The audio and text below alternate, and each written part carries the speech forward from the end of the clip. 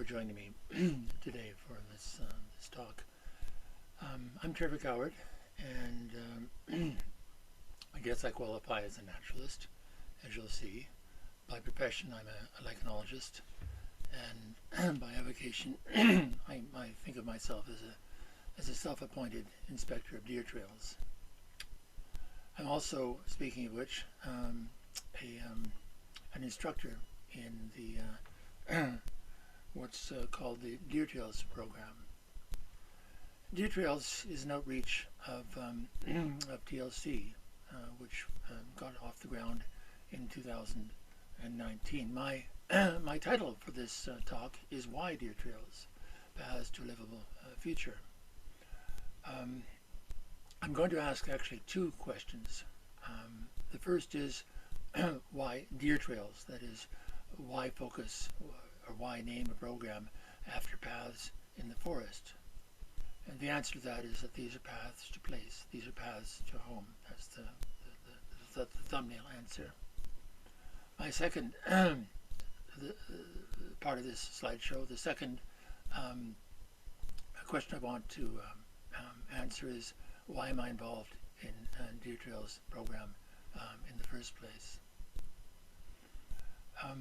I should tell you that at the outset that my ideas, the ideas I'll express, may strike many of you as a bit strange in many ways, but I want you to notice, importantly, how they're more or less continuous with indigenous ways of thinking.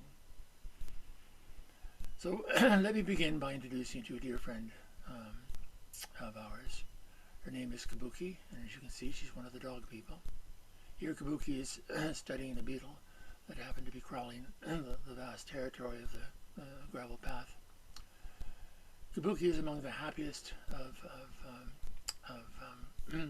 the canine people that you could ever wish to meet, and partly this is because she's been allowed to, in fact, encouraged to find who she is and live accordingly. A story that illustrates this, and a story that acts as kind of a metaphor for this entire part of my presentation, is an incident that took place this past winter, a few months ago, when Kabuki, a year and a half old, was being treated to a snow fort by my partner Curtis Bjork. Curtis was digging in a pile of snow left by a snowblower, and began to excavate a concavity, a little grotto, the beginnings of a tunnel.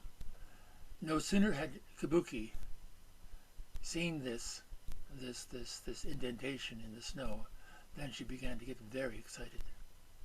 As soon as it had become large enough to encompass her, she rushed past Curtis and went inside, and sat just lay there looking out at the world.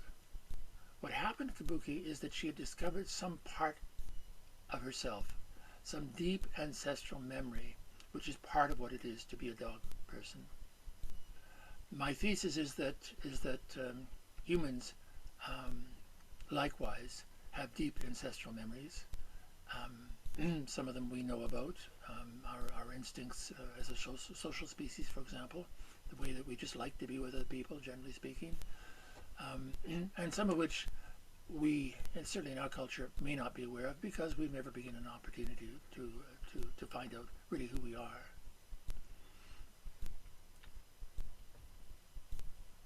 So Kabuki and I live in a beautiful part of south central British Columbia, about 2 hours north of Kamloops, 6 hours northeast of Vancouver, called the Upper Clearwater Valley, gateway to one of the largest wilderness parks in southern Canada, Wells Gray Park.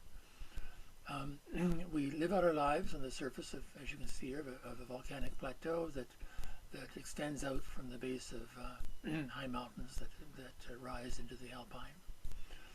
It's not a very distinguished looking landscape in some ways, and yet when you start to look around, you discover that it has many secrets.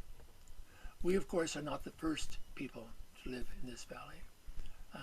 People have been living here, presumably, for thousands of years, perhaps not in all seasons, but certainly during the warmer months of the year. And I think it's important to acknowledge that. Well, I told you that I'm a naturalist, and being a naturalist is the same thing as saying that I'm a person motivated by curiosity. Things interest me. I'm forever surrounded by questions in more or less urgent need of answers.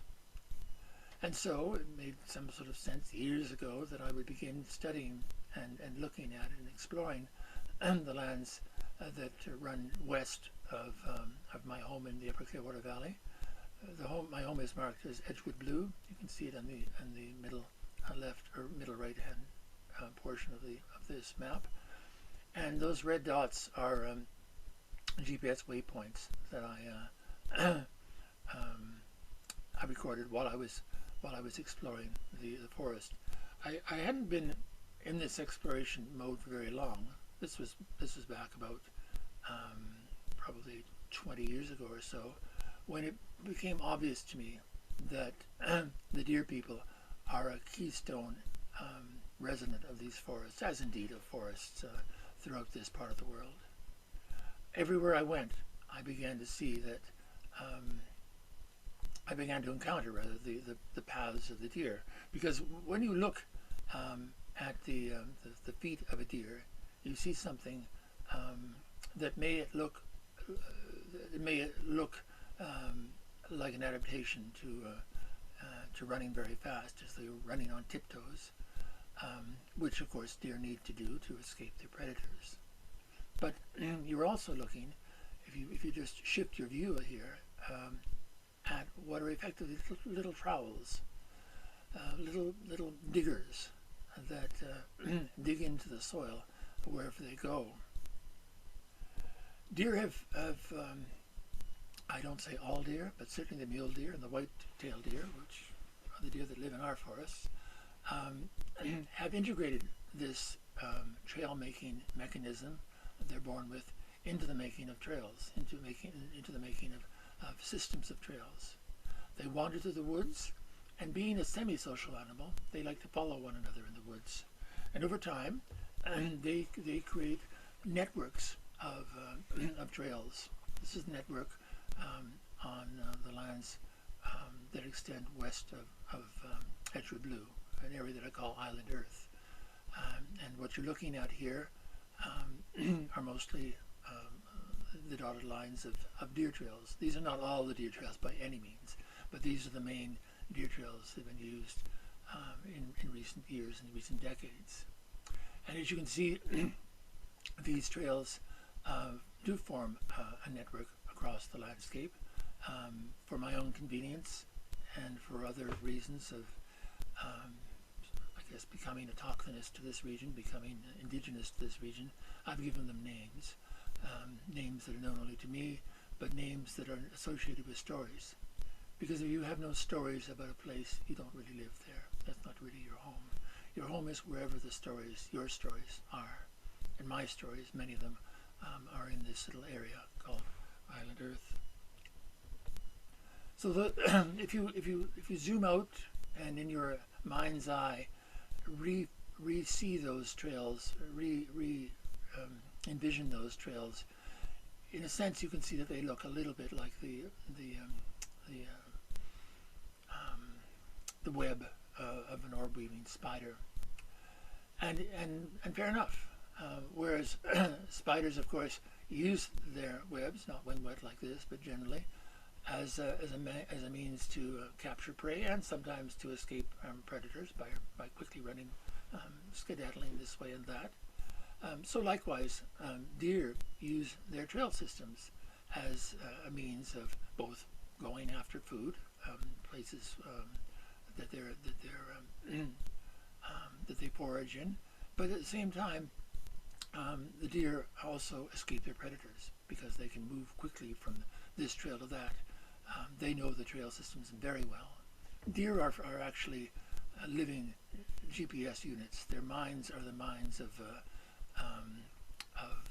place finding. They're extraordinarily good at this. They know at all times within a familiar habitat where they are and how to get by any number of means from point A to point B. This is important because deer, of course, do need to escape from the predators, and running fast is only part of the mechanisms they have in place, the tricks up their sleeves, as it were, to escape being somebody's food. Of course, wolves have been following deer a time out of mind, and I don't mean this in human terms, but evolutionarily, for millions upon millions of years. And who the wolf is today, just as who kabuki is today, is very much created by the following of the deer. I think that much is clear. What is less clear, but I think equally important, is that humans too have been following deer trails time out of mind. These are some paintings in Lascaux in France, made tens of thousands of years ago, and they illustrate deer, probably caribou in this case, that are moving in, I suppose, in migration. Regardless, the point is that we have been following trails ever since we left the forests, I suppose, and moved out into the savannas of South Africa. One doesn't move around in a landscape just by going hither and thither. I mean, of course one can, but it's much more easy to follow, to learn to follow the trails of other animals, and especially the trails of species that are hunted by other animals, species like deer. I call these trails, as a group, I call them wilder trails.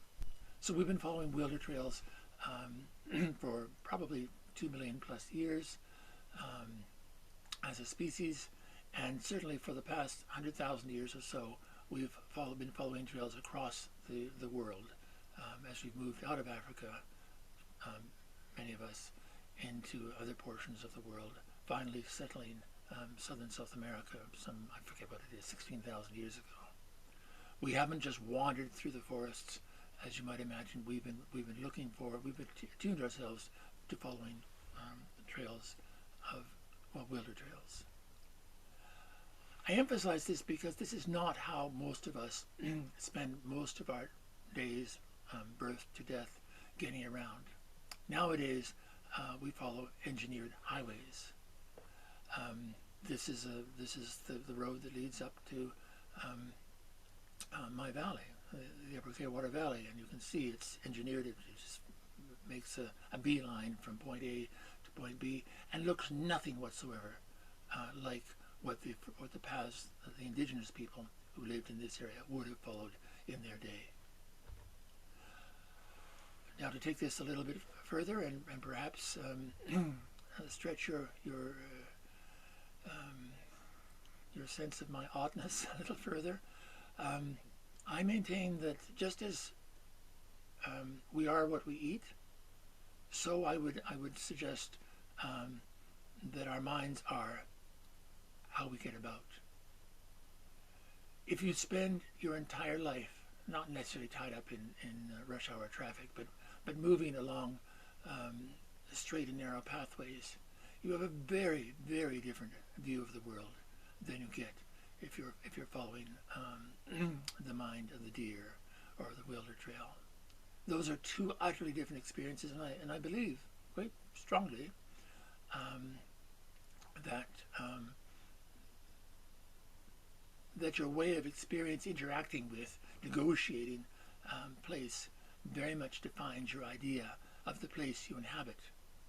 And I have a fairly well inextricable hunch that much of our inability to understand the ways of indigenous people and the connections of indigenous people to their homes has to do with the way we, in our time, and basically from Roman times, let's say, and perhaps Greek times and further back, have moved most of our time along roads that have very little to do with the way our species has got about for 99.999, and you can add the nines as long as you like, of its history. I believe that just as Kabuki had within her a yearning to be in safe hollows, probably representing the den, I believe that our species has a built-in connection to walking along the wilder trail, the mind of the deer in the forests of the world. And I have to tell you, the reason that my view is so strongly set is that I've watched the change in myself. I have become, in many ways, a very different person through this activity, which I practiced day after day after day for certainly more than 20 years now. I wander and I look and I just feel what it is to move around in the forests, following the old ways, the elder ways, the ways that have nothing to do with our technologies, but simply have to do with following the ways that our species has always followed. That this is Purple, one of the dog people. Her species, back to the wolf, have always followed. The bears have always followed. The cougar people have always followed. To an extent, the moose people have always followed. Everybody follows these trails, except nowadays ourselves. And at risk of overstating my case, I believe that much could be gained if we were to begin to practice entering the wild in this way. I'm going to end this part of my presentation by asking the question: what if it were the case that that among all the points that define us as a technological culture, and that distinguish us and indeed separate us from indigenous cultures, what if simply walking day in and day out paths that were laid down not by the engineers, not according to mathematical principles, but according to the way it actually feels to walk at a human scale across a landscape? What if that's all that it took, was a practice of the wild in this fashion? Who might we become? And finally, how much brighter might our future be?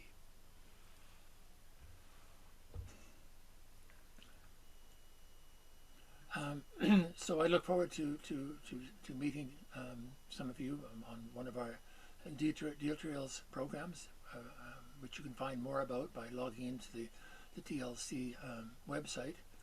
And of course, I also want to give thanks to the people whose slides I've used today.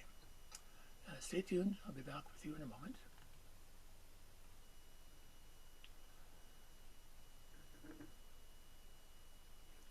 Okay, now to move to the second, much shorter portion of this presentation. So, the question here, the question that seems important to me to answer is: why am I engaged with the Deertrails program operated by the Land Conservancy of British Columbia?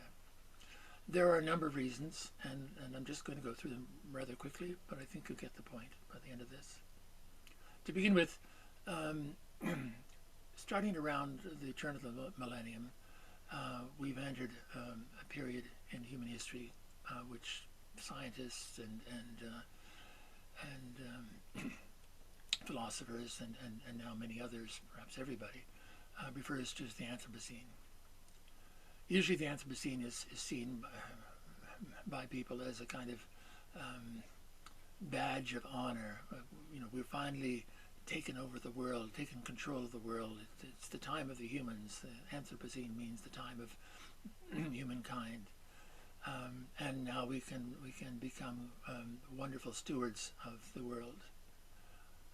It would be a good idea, indeed, if it were so. But in fact, it's not so. It's quite the contrary. The Anthropocene is really payback time. It's time when 200 and odd years of profligate lifestyles, brought to a head by my generation, the baby boomer generation, and those who've come after, are circling round to make the future very bleak indeed. This is a great sadness for me, but let me put it mythologically for you. Some centuries ago, a man named Francis Bacon wrote a series of influential books and essays in which he suggested that we would be, it might be a good idea if we organized our ways of thinking into kind of a scientific vision of the world, and as part of that, if we put nature, as he said, on the rack. If we took nature and we just squeezed her until she gave us all of her secrets, or as many as we could extract from her by whatever means. And so it has been done. That is what has been done. And nature, I don't call it nature, I call it the living earth, or Gaia, if you like, has exceeded, has given us many of her secrets. But to put this mythologically, she's done so because she knows very well that by giving us our scientific mindset, our reductionist mindset, the power that you get by asking in the manner in which we've asked Gaia for her secrets, that is, by putting her on the rack and torturing her through all kinds of experimentation, that simply in that way of acting, that way of approaching the question, she is giving us the power that we need to destroy ourselves. You don't need to look very far into the media today to see those possibilities looming up before us. I'm sorry to say, but it is the case. We have the power to run the world, as it were, but also to destroy ourselves in the act, and that can't be gotten around at this point. From this, I believe that there is really only one way ahead. Well, there are many ways, but the leading way, the cutting edge way, the way that actually takes us to a place we as a civilization need to go, is to learn to live within the bounds set by the living world. Not any longer to exceed the capacity of the living world to support us. Not any longer to say, well, the solution to pollution is dilution, which is a catchphrase of the 70s, which has, of course, given us carbon dioxide and other greenhouse gases, and the specter we're now living through of climate change, which is now only getting started. But actually to live in such a way that we become advocates not of more, which is the theme, if you like, the meme of our times, more, me, but rather that we become advocates of enough. What enough is looks very differently if you spend your life, I maintain, driving the highways and byways of the world than it does if you walk the quiet places in the forest. Take this as you will. The world is not to be seen primarily as a resource. That's how we've seen it, and again, we're living the consequences. We need to learn to see the world as home, which becomes a question of learning to inhabit place, our home, times 7.8 billion people. That's when a new world begins to emerge. Happily, and this is the good news, I suppose, in an otherwise sad and sordid tale, there is a new understanding of the world, of the living world, and of our place in it, that has been trying to be understood and heard for about the last 50 to 100 years. the details are the kinds of things we'll talk about, or I'll talk about at any rate. We can all talk about it, deer trails. But very, very briefly, they contain words like emergence, the third miracle of the universe, life as its own ground floor, not referable only to physics and chemistry, but as something other than physics and chemistry. Life is mind. All living things learn and adapt their behavior within the possibilities of their evolutionary status from what they learn over time. Therefore, this emerging paradigm shift has to do with focusing not on the view from nowhere, which is the view of science, but rather from the view of lived experience, our lived experience and the lived experience of the deer people, the canine people, the bear people, the lichen people, and so on.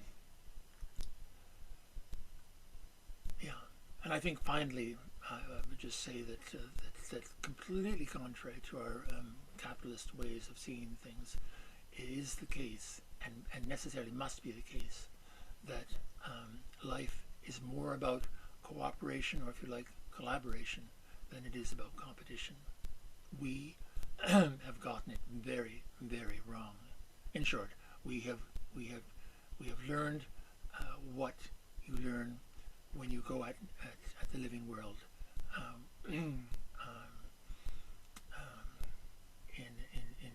a way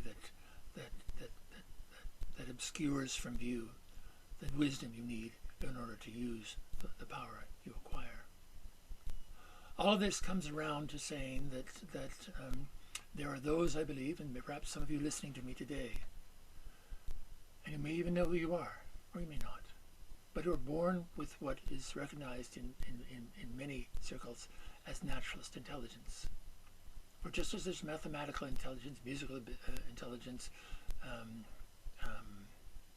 kinesthetic intelligence, and so on, there is also naturalist intelligence. People who are born with this kind of leg up on the world find themselves wanting to know where they are, what this life is, and what it means. I know this because I'm one of these people, and I'm not making this up. I was born this way, and others of you are born this way. It just is how our species works. If you're born this way, you may not know it because you've not been given a chance to experience it, to find out who you are and what you might do with your time in this life and on this Gaia. What I am trying to do, very, very impossibly difficult, is to create a new niche. Is that the word? A new structure within our society, because I believe that without this structure I'm about to mention, our society is coming to a dead end. What we need to do is to create a place parallel to the place occupied by the clergy, who remind us, as a matter of vocation and profession, about our relationships to the larger aspects of existence, God, let's say, and morality, let's say. We need something like this, but that focuses not on some. Well, we need, in addition to this, a focus on the living earth itself, and there need to be, in the times to come, people who spend their lives learning to represent their species as ambassadors to the wild and ambassadors from the wild. These people, I propose, should be called naturalists of the middle way. They are not bird watchers per se. They don't necessarily run around putting names on things like plants and so on. They look for the broader patterns, and they become critical, having critical importance to their communities insofar as they help their communities understand where they are in terms of global climate change, what is coming, and how to build resilience into their interactions with their home place. So Deertrails, for me, is a venue for thinking about these things and engaging with people of like mind who feel themselves called to a vacation that doesn't yet exist, but that nevertheless must exist, and it must exist very soon. I have one last impetus for being involved in Deertrails, and this is a sense of sadness and of culpability for what's happened during my lifetime. I think it's not too much to say that my generations and the generations between my generation and now have lived in such a way that we have spent the future of those who come after. This is not the indigenous way. This is not the way of the future. This is the way of good times now, and who cares what's coming? Well, we can begin to see what's coming, and we know that it is a bad, bad way to live our lives. My commitment for what years remain to me is to try and help young people build resilience into their lives, both practically in making decisions about where to live, what kinds of activities to engage in, but also emotionally and philosophically, to find a way to reconcile themselves to the world that we've built, and to find within this world the beauty, the unspeakably powerful beauty and poetry that still exists. Thank you very much for joining me, and I do hope to see you, some of you, at one of our Deertrails extravaganzas.